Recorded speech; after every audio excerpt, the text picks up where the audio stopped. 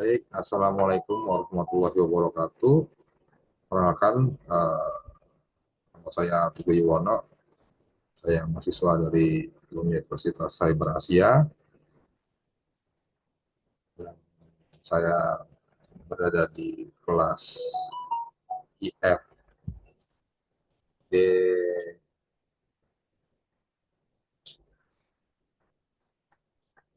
FD32 ya. Tujuan saya membuat video ini yaitu untuk memenuhi ujian tengah semester dan tugas satu di mata kuliah NLP atau Natural Language Processing. Di mana di sini untuk uh,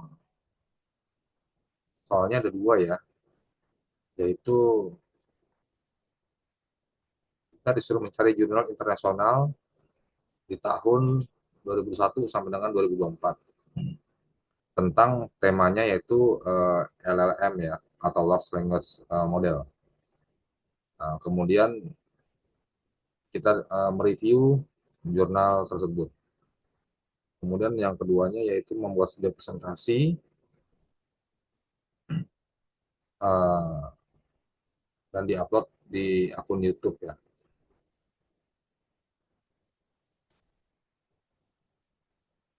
Baik, nah ini jurnal internasional yang akan saya bahas yaitu berjudul Large Language Model and Rule-Based Approach in Domain Specific Communication.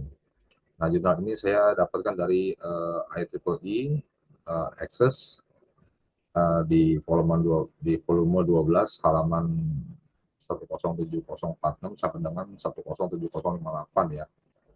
Ini dipublish di tahun 2024. Penulisnya yaitu Dominic Halfonik dan Joseph Kapusta. Nama reviewernya yaitu saya sendiri, Teguh Yuwono. Tanggalnya yaitu 13 Mei 2025. Untuk masalah dari jurnal ini, dari penelitian ini dilatar belakangi oleh adanya kekurangan dalam penerapan model bahasa besar atau LLM ya, seperti GPT yang meskipun canggih, seringkali mahal, memerlukan sumber daya komputasi besar, dan tidak selalu efisien untuk tugas-tugas spesifik domain dibandingkan dengan solusi yang lebih sederhana. Nah, oleh karena itu penelitian ini berfokus pada perbandingan empiris ya, antara LLM atau Large Language Model dan model berbasis aturan dalam konteks komunikasi pelanggan di industri game. Kemudian untuk menentukan apakah Large Language Model atau LLM selalu diperlukan atau dapat digantikan oleh pendekatan yang lebih sederhana dan efisien. Kemudian tujuan dari penelitian ini yaitu tujuan utama dari penelitian ini adalah untuk menganalisis dan membandingkan penggunaan praktis LLM, khususnya JLARS, dengan model berbasis aturan dalam sistem informasi Departemen Customer Care atau CC dari sebuah perusahaan game. Penelitian ini bertujuan untuk memahami efektivitas dan efisiensi relatif dari kedua pendekatan dalam menangani komunikasi pelanggan, serta mengeksplorasi potensi penggantian LLM dengan solusi berbasis aturan yang lebih sederhana dan hemat biaya. Kemudian metode dari penelitian ini yaitu uh, metode empiris ya, untuk membandingkan kinerja large language model dan model berbasis aturan dalam konteks komunikasi pelanggan. Nah, langkah-langkahnya untuk penelitiannya, metodenya seperti ini. Yang pertama itu adalah pengumpulan data ya. Mengumpulkan data interaksi pengguna dari karyawan customer care atau CC dari sistem perusahaan selama 2 tahun. Kemudian yang kedua yaitu pra pemrosesan data. Di sini dilakukan membersihkan data dengan menghilangkan formulasi yang tidak sesuai, pertanyaan yang tidak terjawab, dan lainnya, sehingga diperoleh dataset yang relevan. Kemudian yang ketiga yaitu untuk persiapan model ya. Model 1 atau M1. Di sini untuk mengembangkan model berbasis aturan dengan operasi Natural Language Processing atau NLP. Nah, dasarnya adalah stop word removal, tokenisasi, dan word embedding menggunakan TF IDF. Model 2 atau M2 mengimplementasikan dan melakukan fine tuning model JLARS. Kemudian yang keempat, integrasi model, yaitu mengintegrasikan kedua model ke dalam sistem CC perusahaan melalui HTTP atau API optimasi kinerja dan pelatihan karyawan. Yang kelima, ada fase penelitian yang melakukan perbandingan kedua model selama 15 minggu. Kemudian yang terakhir yaitu yang keenam, yaitu verifikasi model. Mengevaluasi model menggunakan evaluasi manusia, comprehensibility, dan adequacy, dan metrik evaluasi otomatis, BLEU, kemudian WHERE, Precision, Recall, dan F1 Score. Kemudian dari hasil penelitian jurnal ini, yang pertama yaitu model GPT menunjukkan kinerja yang lebih baik dalam hal kelengkapan dan kecukupan respon secara umum. Yang kedua, yaitu model berbasis aturan menunjukkan kemahiran yang nyata dalam menangani tugas-tugas khusus domain, terutama dengan dataset yang diekstrak dari komunikasi historis antara pengguna dan sistem domain khusus, misalnya Departemen Layanan Pelanggan. Yang ketiga, yaitu dengan dataset yang cukup disesuaikan dan spesifik.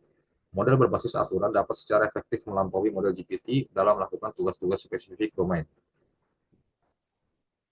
Di sini ada kelebihan dari penelitian jurnal ini. Penelitian ini secara langsung membandingkan model GPT ya dengan model berbasis aturan dalam skenario dunia nyata yang meningkatkan relevansi dan penerapan praktis dari temuan-temuan tersebut. Nah, yang kedua, studi ini menggunakan dataset yang besar dan relevan yang terdiri dari interaksi pelanggan aktual yang menjaminkan kompleksitas dan nuansa komunikasi pelanggan di industri game. Kemudian yang ketiga, mempertimbangkan tantangan dan biaya yang terkait dengan penerapan LLM yang menyoroti pentingnya mengeksplorasi alternatif yang lebih sederhana dan hemat biaya. Kemudian yang keempat ya, yaitu studi ini berupaya untuk memberikan perbandingan yang adil dengan menyamakan kondisi pelatihan untuk kedua model yang bertujuan untuk mengurangi potensi bias dalam hasil.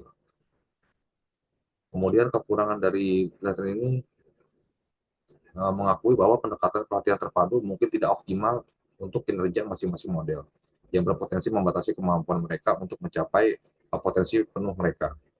Kemudian yang kedua, yaitu keputusan untuk menerjemahkan dataset ke dalam bahasa Inggris dapat memperkenalkan bias atau kehilangan nuansa dalam data asli yang berpotensi mempengaruhi validitas hasil. Kemudian yang ketiga, pemilihan parameter pelatihan khusus atau EPODS dan learning rate untuk model JLAX tampaknya agak bersifat arbiter ya. Nah, karena penulis mengakui kurangnya panduan yang jelas untuk pengaturan optimal dalam domain yang dipilih. Kemudian ringkasan dari penelitian ini membandingkan model bahasa besar atau large language model dengan model berbasis aturan dalam komunikasi spesifik domain, khususnya interaksi pelanggan di industri game. Dengan menggunakan dataset interaksi layanan pelanggan yang nyata, para penulis melatih model GPT dan model berbasis aturan, menemukan bahwa model GPT unggul dalam kelengkapan dan kecukupan respon. Namun, model berbasis aturan menunjukkan kemahiran dalam menangani tugas-tugas khusus domain yang menyoroti trade-off antara efektivitas dan biaya penerapan LLM. Nah, kemudian secara keseluruhan, penelitian ini menyimpulkan bahwa model berbasis aturan yang lebih sederhana dapat memberikan solusi yang layak untuk tugas-tugas tertentu, menawarkan wawasan berharga untuk bisnis yang ingin mengoptimalkan strategi komunikasi pelanggan mereka. Nah, kesimpulannya adalah dalam penelitian ini kami berfokus pada perbandingan dua model yang digunakan dalam tugas-tugas NLP ya. Natural Language Processing, yaitu model generatif Pre-trained Transformer atau GPT, dan model berbasis aturan dari perspektif evolusi manusia dan metrik otomatis. Dengan penekanan pada evolusi manusia sebagai prioritas untuk menilai penggunaan praktis model. Nah, penelitian ini juga bertujuan untuk membedah kinerja dan kegunaan model-model. Ini dalam tugas-tugas spesifik domain dalam pengaturan layanan pelanggan. Nah, model berbasis aturan menunjukkan kemahiran dalam melayani tugas-tugas khusus domain, terutama dengan set data yang diekstraksi dari komunikasi historis antara pengguna dan sistem domain khusus. Dan dengan dataset yang cukup disesuaikan, model berbasis aturan dapat secara efektif melampaui model GPT dalam hal metrik yang diperiksa dan frekuensi pemilihan respon oleh karyawan departemen atau sesi dengan biaya yang relatif rendah dan ketahanan sistem yang lebih rendah. Nah, model GPT di sisi lain menunjukkan kinerja yang unggul dalam kelengkapan dan kecukupan, menghasilkan teks yang sangat mirip dengan bahasa manusia, yang sangat relevan dan menguntungkan dalam layanan pelanggan untuk meningkatkan pengalaman pengguna. Namun, pelatihan model GPT bukannya tanpa tantangan. karena model-model ini membutuhkan dataset yang besar dan sumber daya komputasi yang mungkin tidak selalu tersedia, dan menyeimbangkan manfaat model GPT dengan kinerja efisien dan sumber daya dari model berbasis aturan dapat menjadi pendekatan yang lebih pragmatis. Demikian review dari saya. Kurang lebihnya saya mohon maaf. Wassalamualaikum warahmatullahi wabarakatuh.